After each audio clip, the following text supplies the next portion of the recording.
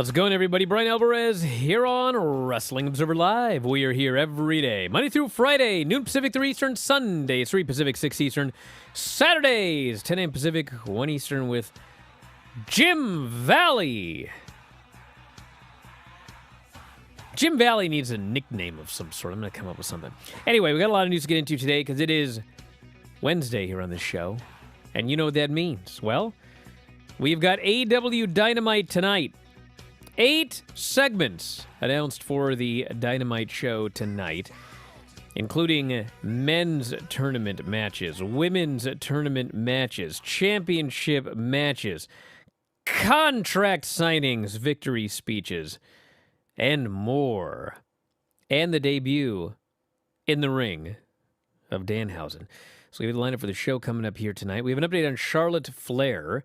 Obviously, they're doing an injury angle with Charlotte. WWE has given an update as to when she'll be back, and the update is there is no update, of course.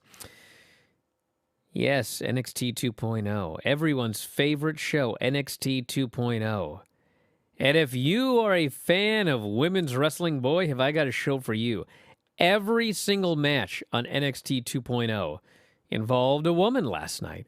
They had the breakout tournament. They had mixed tags. They had Natty in the main event. So we'll tell you about that show here. We've also got the Raw rating for Monday night, which actually didn't do too bad, even though it was up against the NBA, which kills everybody.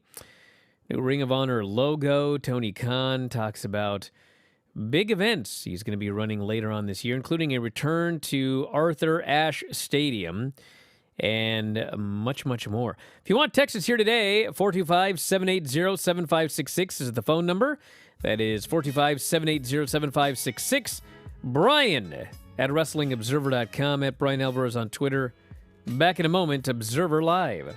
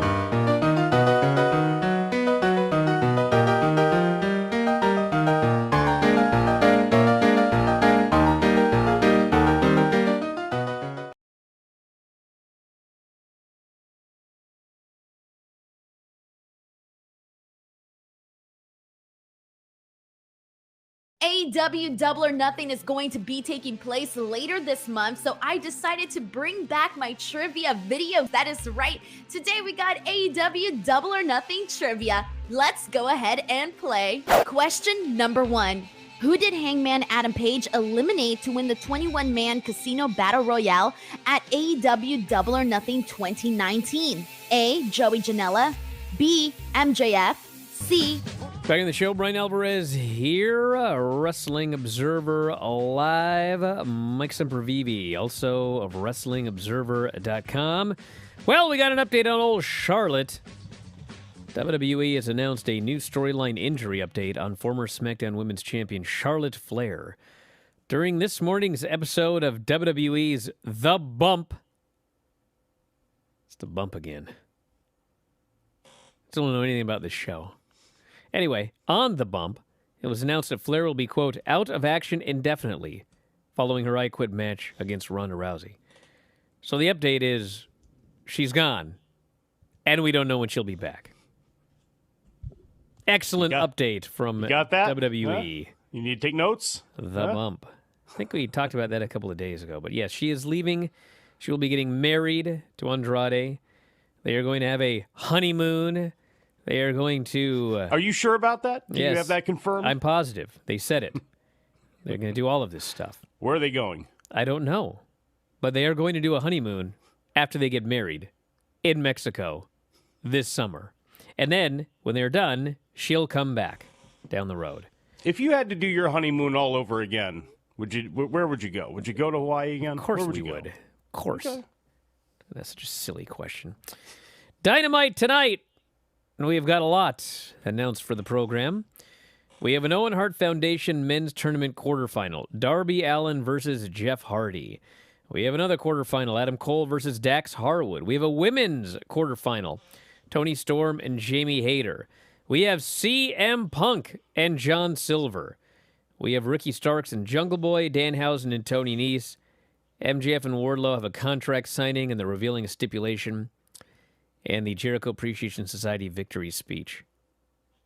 And they got this Owen Hart tournament. And on NXT, they had the women's breakout tournament. And I had somebody there tell me, oh man, we're going to show up AEW. And I was like, no, you're not. And they didn't. And I will say, we'll go over NXT 2.0 here in a while. But, I mean, it's so WWE. Even if all of the women in the breakout tournament, like all of them, even if every single one of them was better than every single woman in AEW, it was still the thing that they do where you all have 3 minutes to do your matches. It's like just a nothing happening breakout tournament, 3 minutes, choreographed matches. I mean, there was nothing on the show that was like, you want to laugh and, show all of the spots on Botchamania. There was nothing like that. They had Fit Finlay there, and he helped put all the matches together. And, green people, choreographed matches. I mean, they were all fine, but they were 3 minutes. And you're never going to have a tournament that is going to be critically acclaimed and have people making comparisons to the Women's Owen Hart Cup tournament when you give them 3 minutes for every single match on the show. So that's my overarching comparison there between these two companies. But keep waiting on Rosie and Jamal to come busting through and give somebody a splash the way you keep saying 3 minutes. But, that's what it is. I mean, it's not even the women's breakout tournaments. Every tournament WWE does. It's like the quarterfinal matches or whatever. They're 3-minute matches. Somebody run like. Why are you bothering to do a tournament if you don't let people have full, long, good matches and then advance in said tournament? It's just like, it's pointless. So anyway, no, not true at all. Now you know everybody's age. We do know everybody's age. But then the other thing is like, they had there were 2 breakout, I don't know how many breakout, I think there were like 2 or something like that. Yeah. But they do the matches and then one of the announcers, I think it was, I don't know which one it was, but he's like, so-and-so's moving on to the quarterfinals. And then the other one goes, actually, it's the semifinals. It's like, we're already in the semifinals. This is just for Roxy to win again, isn't it? That's what I'd like to think. No. You kidding me? That's what I'd like to think. Well, I'd like to think so too, but let's look at the brackets here. We have Lash Legend on one side.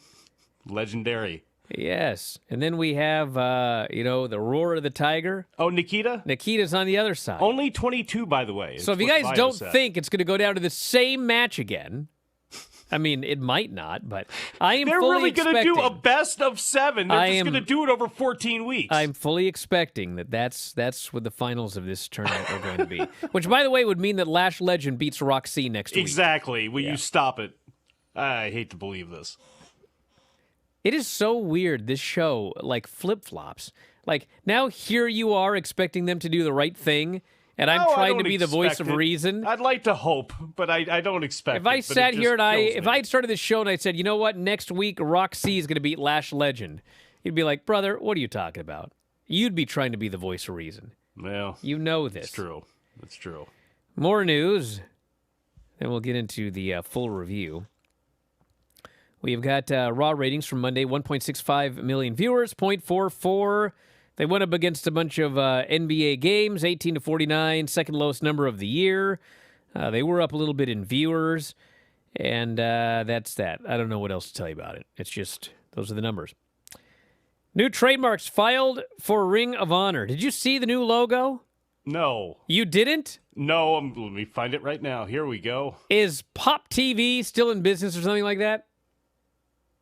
It is a black and white logo that says ROH. That can't be it. I know it's on the website. It's on the front page of the WrestlingObserver.com right now, and I'm looking at this, and this was a logo that aired in the corner of a MeTV show in 1964 before color. It had to have. I don't buy this at all. I was thinking that this was created on a Commodore 64.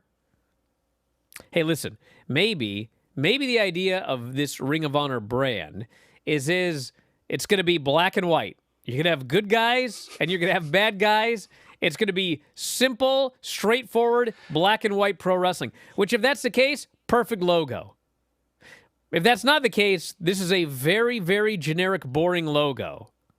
But that apparently is being trademarked. And we'll see what they're going to do. We don't know what they're going to do with the Ring of Honor. Are you looking at that thing right now? Does it even look like it's got sharp lines? If you look at it, it's like somebody, like a kid photoshopped it. Well, all I know... The O, it looks like a worn tire or, somebody had nibbled on the outside of a donut kind of going around it. It just doesn't even look... well... The feedback we've gotten for this logo is not positive. If you think I'm being negative, I'm actually being positive compared to some of the feedback we've got right here. Maybe it'll grow on me. It's just looking at it the first time, it doesn't look... I honestly, God, it doesn't look real. Well, this compared to here, where we are with logos, it doesn't look real. This fella says, well, listen, they're trademarking the logo, not the color, so relax. Because the logo is going to be so much more exciting with a little bit of color. Why would you then put that out? Then just trademark it. I don't know. Why would you? Yeah. Well, this person says the last logo sucks, so anything is better. Color is not claimed as a feature of the logo. No. All right. What else do we got here? No love for the Amiga 500. ROH new logo looks as dead as the company. Plenty of gray in that logo. Well, what is gray? Gray is white and black. I don't think this is the new logo, this DJ says. It's a mock-up / stand-in. That's what it looks like. It's a sample, this person says. This is not the legit logo for Ring of Honor. Hey, I don't know. All I know is what's on our front page. What do you want me to do about it? I didn't go to the trademark office. We'll see what the final logo looks like. But the one on the front page, not flattering. It's not. It's okay to say. Tony Khan says he expects to run AEW Grand Slam Dynamite and Rampage from Arthur Ashe Stadium in 2022.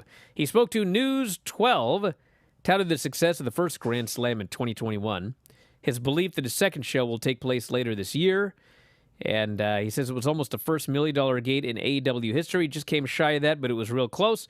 We will be back, and hopefully it'll be another huge success back at Queens for AEW Grand Slam and later this year in 2022 again. Everyone's into these stadium shows. WWE's doing stadium shows.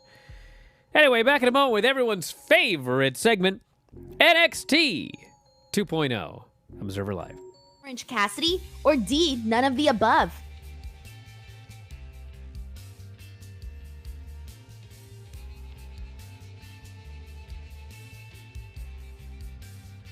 The correct answer is MJF. Question number 2. True or false? At AEW Double or Nothing 2019, the Young Bucks defeated the Lucha Brothers for the AEW Tag Team Championship.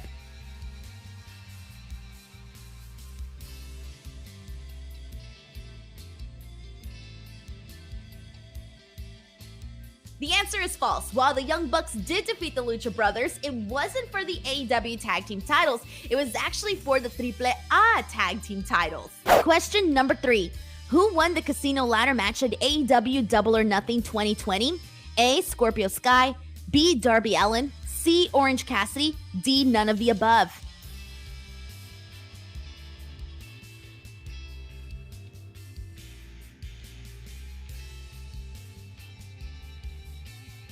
The correct answer is none of the above. The winner of the Casino Ladder match was Brian Cage, who made his AEW debut that night. Question number 4. How many AEW Double or Nothing matches from 2019 through 2021 have received a 5-star rating? A, 0, B, 1, C, 2, D, 3.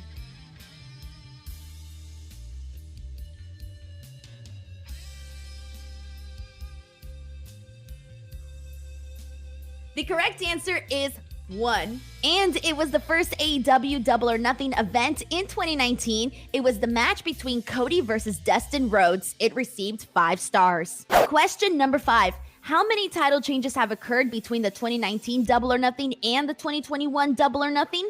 A, 1, B, 2, C, 3, D, 5 or more.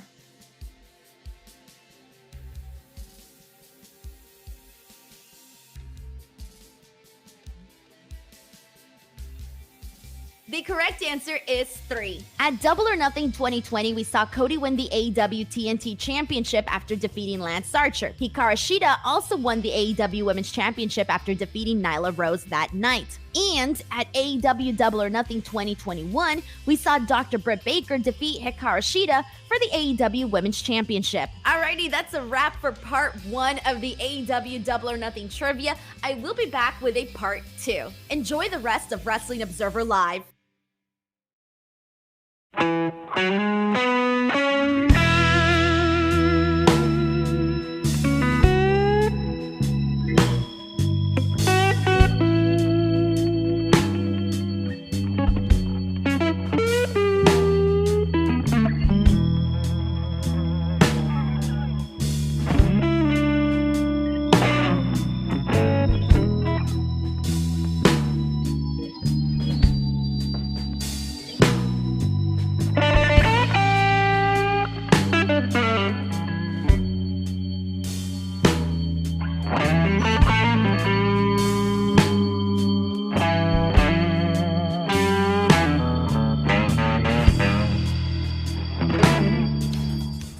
Back to the show, Bryan Alvarez here, Wrestling Observer Live. I can't believe the blowback to talk about NXT 2.0 sometimes. The show was last night on national television, for crying out loud, and it wasn't that bad. There were 2 kidnappings, which usually we're limited to 1 kidnapping every week, but this week we got 2. Yeah. Although, well, to be if anybody's fair, got an attitude about this, I'll go back to doing the review, and Brian won't be here for it, and then you're really going to be sad, so shut up and deal with it. We had a recap from Spring Break-In when Braun Breaker won, and then Druids kidnapped him. So technically there weren't 2 new kidnappings. This was a kidnapping from last week. So he got carried off in a barbed wire stretcher, and he's got a bag on his head, and he's being tortured by Joe Gacy.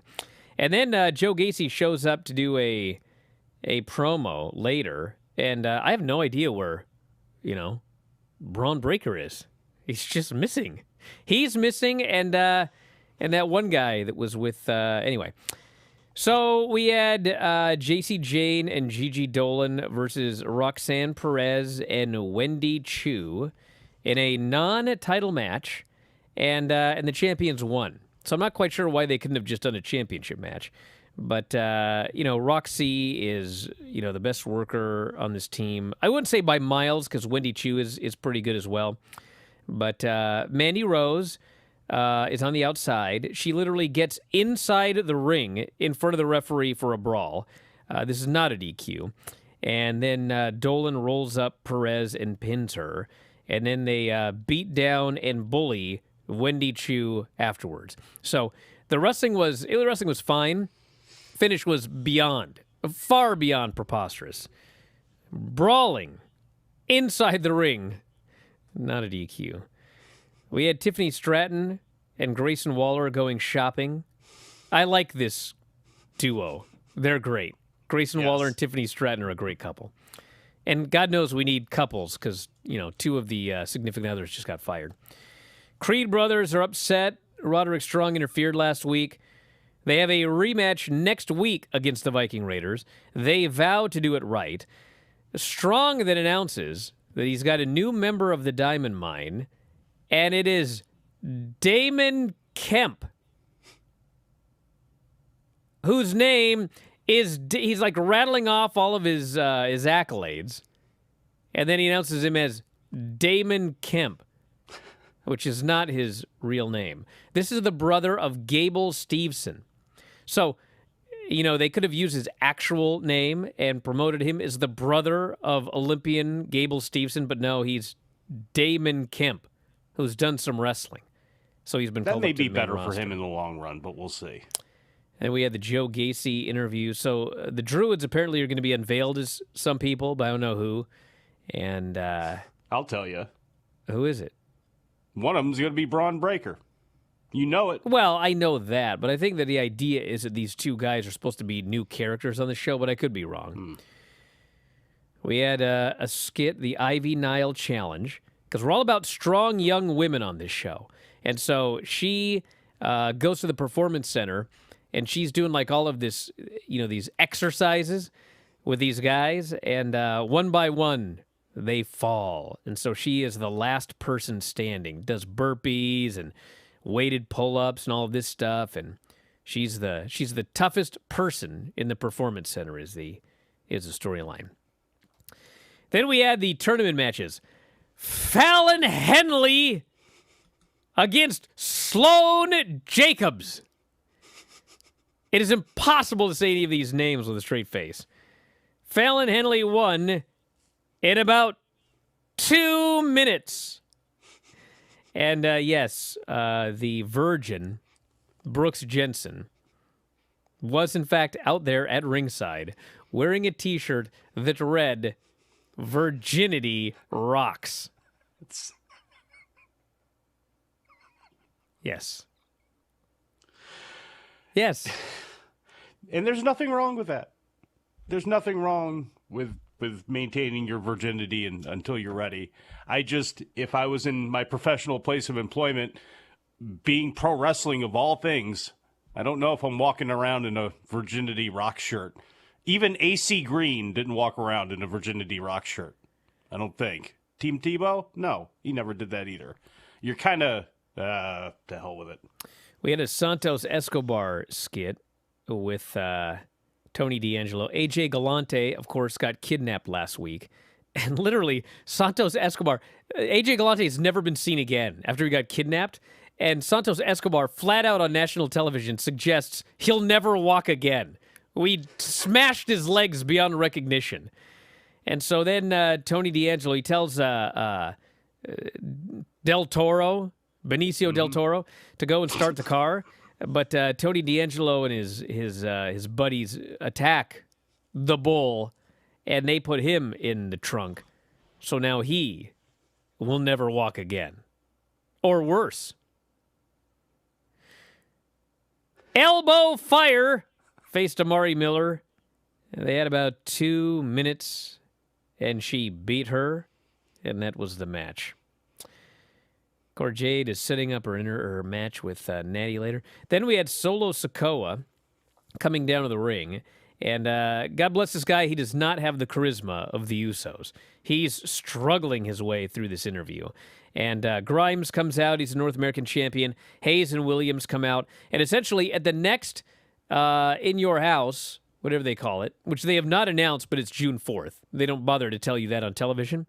It will be Cameron Grimes defending the title against Carmelo Hayes. And Grimes has vowed if he wins, Solo Sikoa will get the next shot. So that's your lineup. Then we had I would actually call this a mini movie with Santos Escobar on the phone with Tony D'Angelo. And they're trying to negotiate the freedom of their respective partners, one of whom can no longer walk again, apparently. And the other, he may have been, put through a wood chipper. We don't know. But here's what I'm going to say about this. And I It was horribly acted. No, I thought it was actually pretty good. Oh, and I hesitate to say this because I don't want to get, this is a weird company, okay? I'm pretty sure that Jeremy Borash shot and produced all of these vignettes. I don't know for sure, but I'm pretty sure. And I don't want to, I hesitate to put him over because I don't want him to get fired. But the production of these skits, whatever you want to say about the acting or whatever, but the production of these mini movies, it's miles above anything you'll get on Raw or SmackDown on the main roster.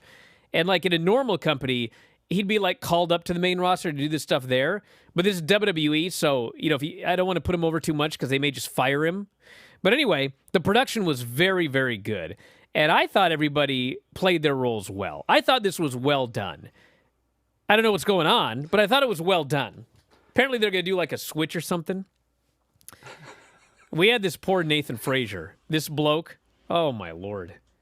He's such a geek. His character's such a geek.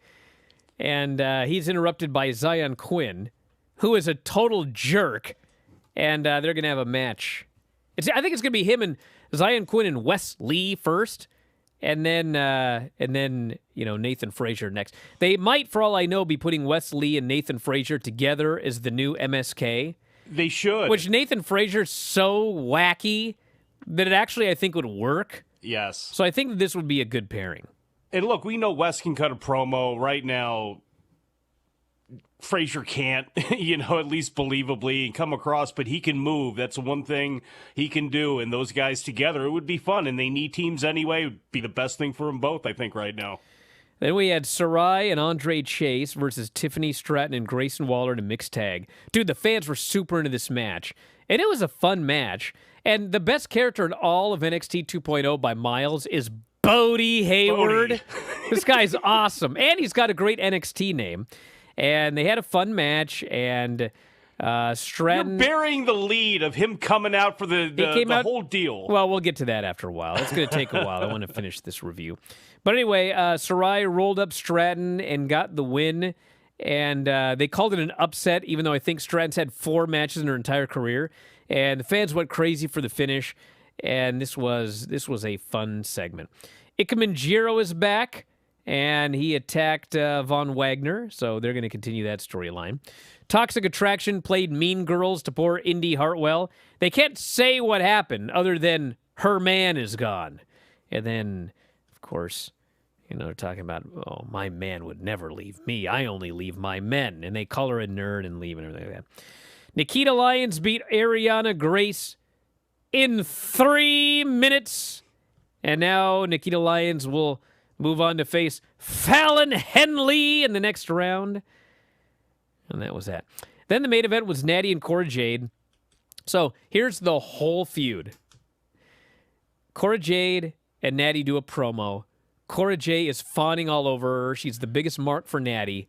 Natty puts over the locker room and everybody, and then she attacks and beats up Cora Jade because she's a heel. This leads to Natty doing a couple of matches in NXT. And then out of the blue, on social media, they announce, hey, we're doing Natty and Cora Jade this week. They do the match. It's a good match. And then Natty beats her with the sharpshooter. And then when the match is over, Natty turns babyface and hugs her again. And I think she's out of here. So Cora Jade never even got a win over Natty. Although I will say, it was a good match. Cora Jade is better after the match.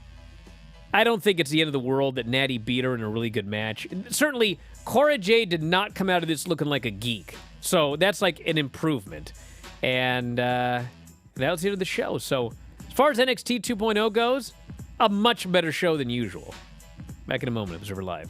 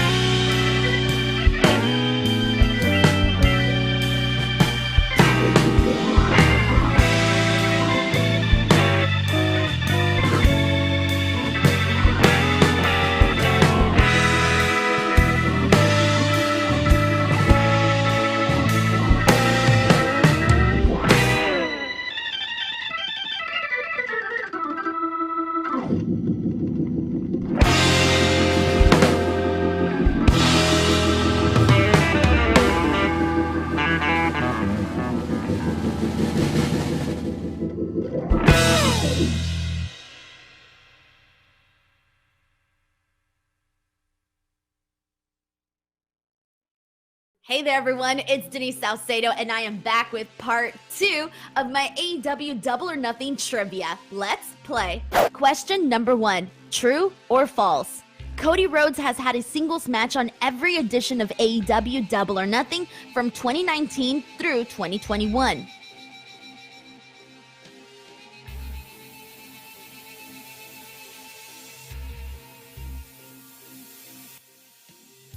The answer is true. In 2019, he wrestled Dustin Rhodes. In 2020, he wrestled Lance Archer.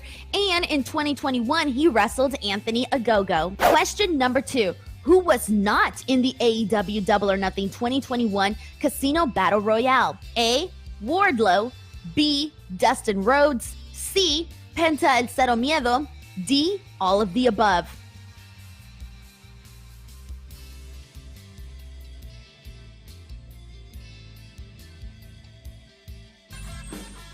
Back in the show, Bryan Alvarez here, Wrestling Observer Live. Mike Sempervive, also of WrestlingObserver.com. Dude, this Bodie Hayward's going to be a huge star. He is. You want to know why? Why? I don't know if he'll be a main eventer, but he's going to make a lot of money for a long time in WWE.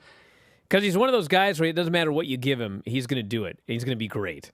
Because they had the match last night, and Sarai's gimmick is that she dresses like a schoolgirl in real life. But then when she goes through the smoke of the entrance, she magically transforms into her gear, okay? So you've got Sarai, Andre Chase, and Bodie Hayward, and they're all in the backstage area. And they start walking like they're heading to the ring. And Bodie goes, is she going to wrestle in that? And Andre goes, I don't know, let's go. And so they all start walking, and they all go through the mist. And Sarai comes out in her gear. And all of a sudden, Bodie Hayward has been transformed into a cheerleader, okay? I know some of you are listening to this going, this is stupid. Well, it is stupid, but Bodie Hayward made this work. This guy's got this wig on, and he's got this outfit on, and bro, he's giving it 150%. The glasses? Don't forget about the glasses. He's just dancing, and he's having so much fun, and he's got the biggest smile on his face.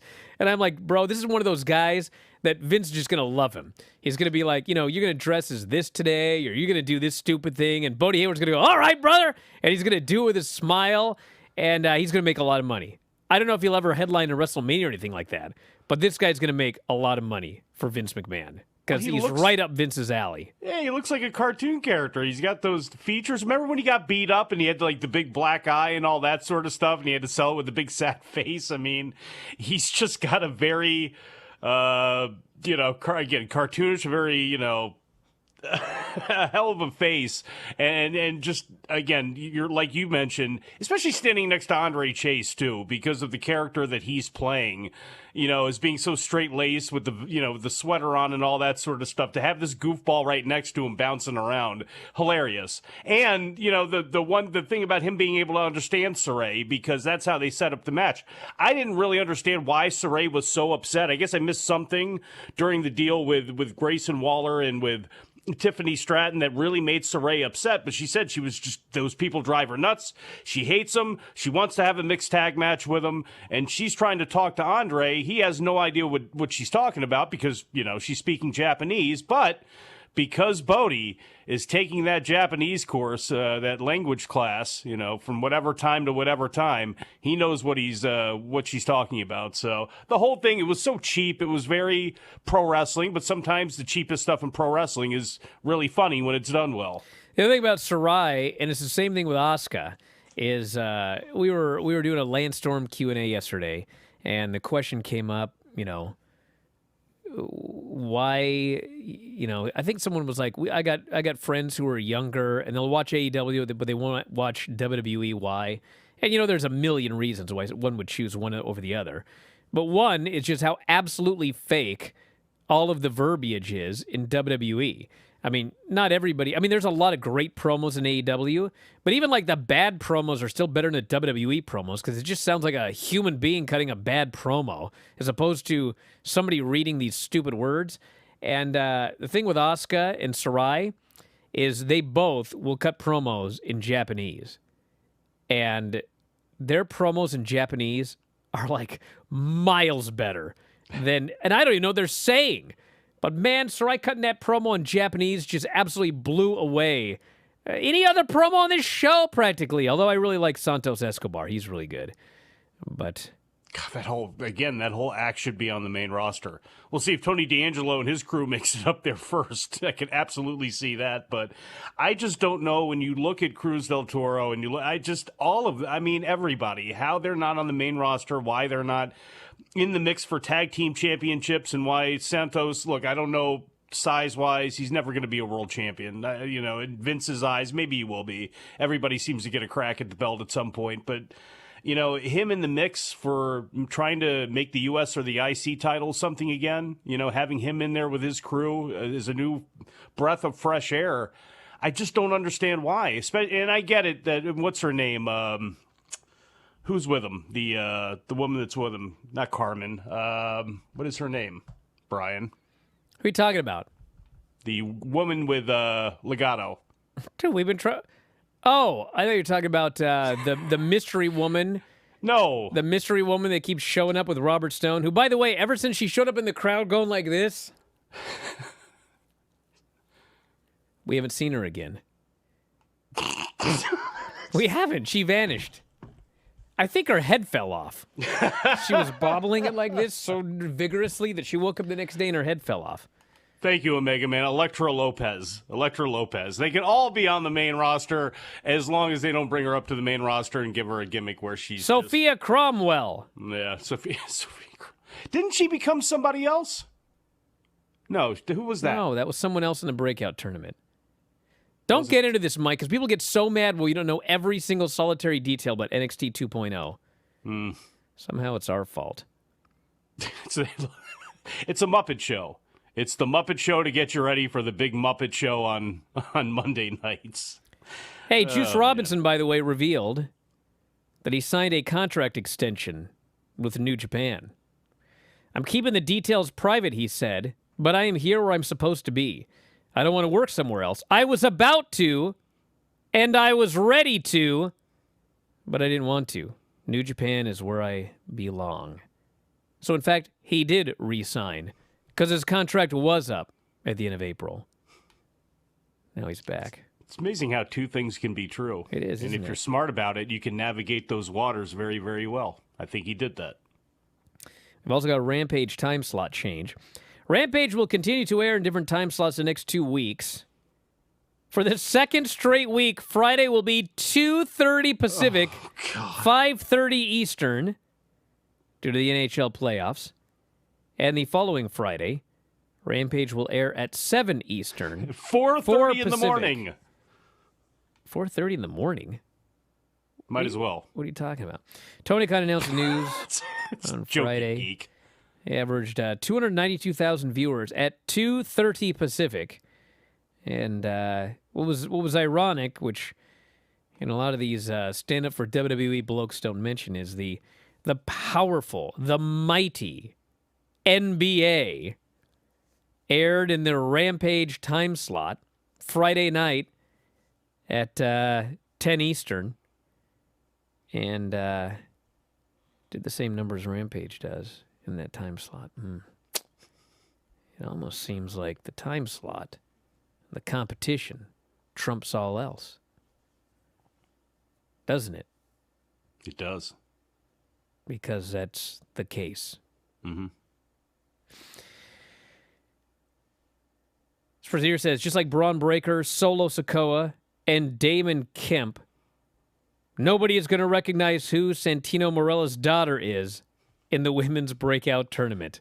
This drives me mad, says Ariana Marcus. Grande. What was her name?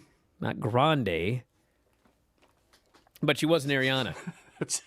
You don't know what it is either. Ariana something. It's not Morella, which is the problem. I don't... So Natty turned babyface on NXT and will be a 100% unapologetic heel on SmackDown on Friday, tagging with Shayna Baszler. Yes. Things are different in the NXT universe, okay? She gave her hug, everything's fine, goodbye, and she doesn't want to give a hug to Naomi and Sasha, so there you go. A lot of people talking about the logo. The logo is not final. Look at all the old trademark logos for AEW. Well, we'll see the logo when it's done, right? I was gonna say, did we have AEW logos thrown in front of our eyes for us to choose upon? I don't even remember seeing the mock-ups for AEW logos.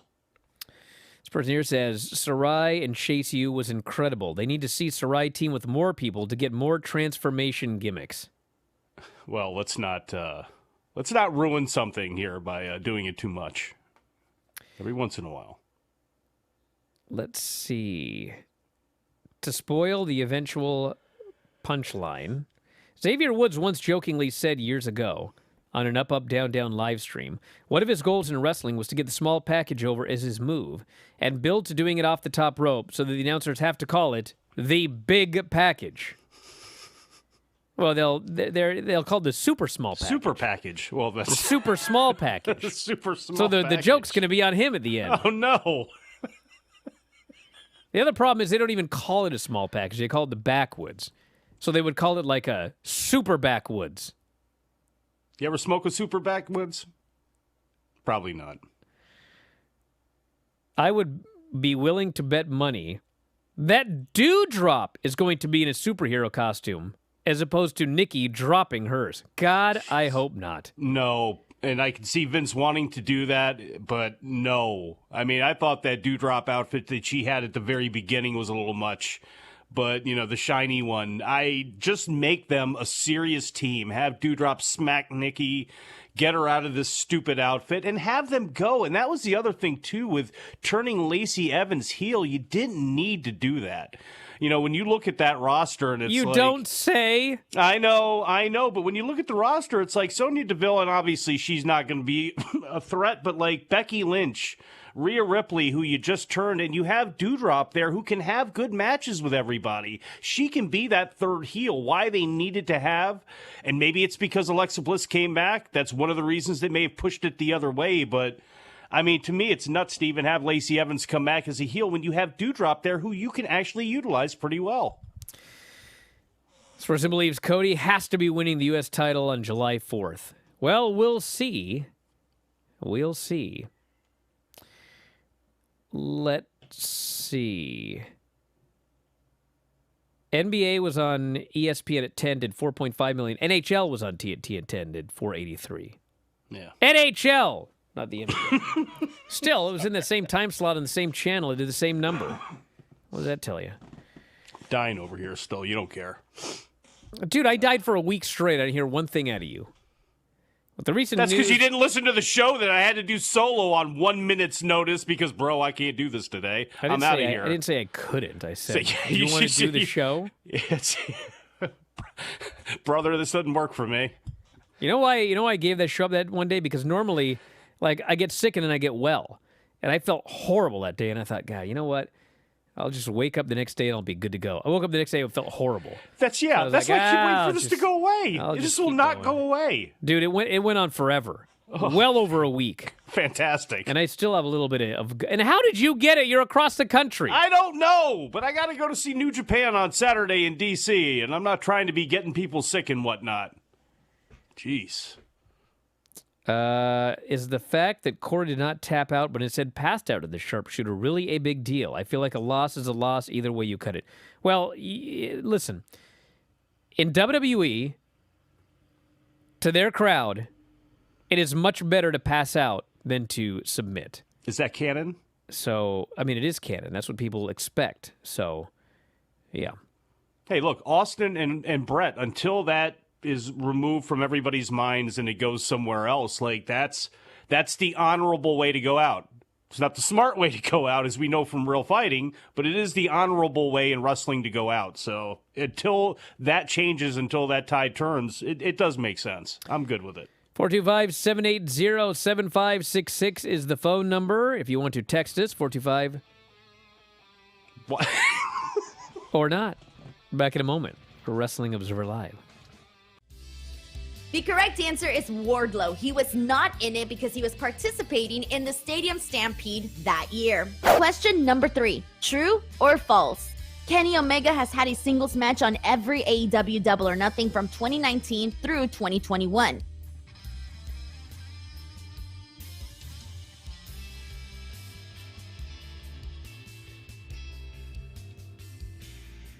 The answer is false.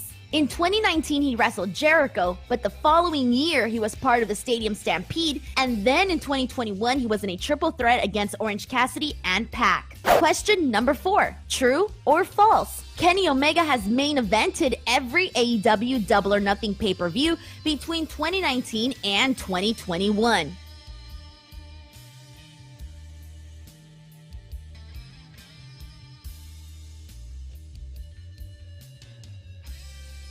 And once again, the answer is false. He took part in the main events for 2019 and 2020, but for 2021, he was not in the Stadium Stampede match, which closed out the show. Question number 5.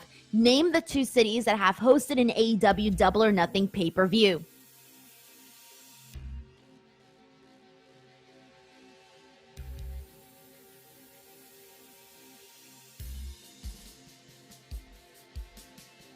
There are only 2 answers, and those are Jacksonville, Florida, and Las Vegas, Nevada. Now, that's officially a wrap for our AEW Double or Nothing trivia. Thank you guys so much for playing. I hope you guys had a good time. Other than that, enjoy the rest of Wrestling Observer Live.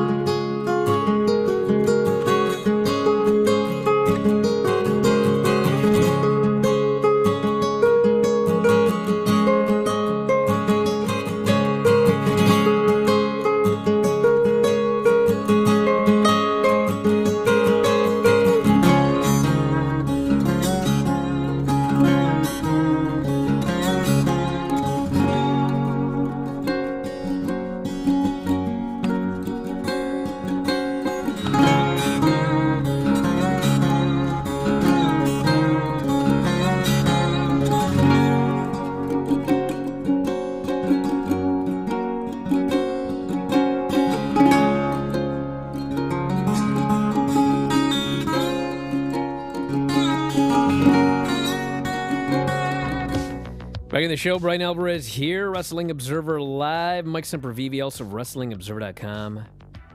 This person says, I don't find it believable somebody would pass out due to a sharpshooter. Now, Mox versus Yuta is much more believable to me. Well, listen, what is believable, okay? Pro wrestling is just what it is. I mean, there are internal rules to pro wrestling. Well, you get put through a table? That's way better than getting slammed on the actual floor. In real life, if you're outside in the cement and your options are get powerbombed on the cement by Vaulter or get powerbombed through a table to the cement, bro, go through that table. You're way better off. But in the world of pro wrestling, it's much worse to be put through a table. In pro wrestling, if you are thrown into those ropes, you bounce back. That would never happen in real life. In real life, I've seen blokes picked up and dropped on their heads and hop right back up and kill dudes. Emelianenko, years ago. In pro wrestling, you land on your head and you're almost dead. Now, granted, most people landing on their head would be almost dead. But point is, there's rules.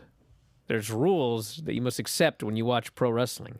And one of them is, if you're put in a submission hold, it can hurt so bad that you will lose consciousness. And fans accept that. So, if the fans accept it, to me, it's okay. If the fans don't accept it, obviously it's not okay. And they accept the idea of passing out in a submission hold. Look, we're still working on, the research of musical paralysis that wrestlers suffer every time theme music hits and they stare and somebody's coming out to kill them and they can't get out of a ring that they have four sides to get out of. We're still trying to work on that and trying to solve that in the wrestling community for these poor wrestlers that are stuck, paralyzed when theme music hits. Go blow your nose, brother. I'm trying, brother. We're out of time. I want to thank y'all for listening. Top tier YouTube subscribers, Twitch homies. Back later on tonight with Dave, AEW, and NXT. Check out the Bryan Video Show last night. Raw 21. We'll talk to you next time. Wrestling Observer Live.